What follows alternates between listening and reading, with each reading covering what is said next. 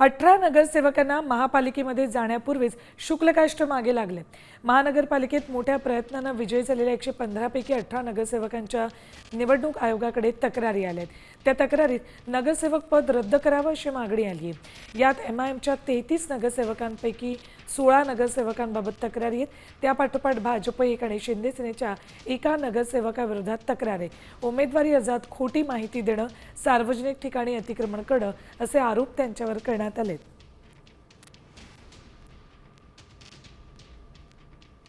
सर्व महाराष्ट्रामध्ये जेव्हा एक कॅन्डिडेट निवडून येतो तर त्याचे विरोधक जे असतं, ज्यांना तिकीट मिळालेलं नसतं किंवा जे निवडून आल्यानंतर असे अनेक तक्रारी इलेक्शन कमिशनमध्ये, महानगरपालिकामध्ये ते पाठवतात।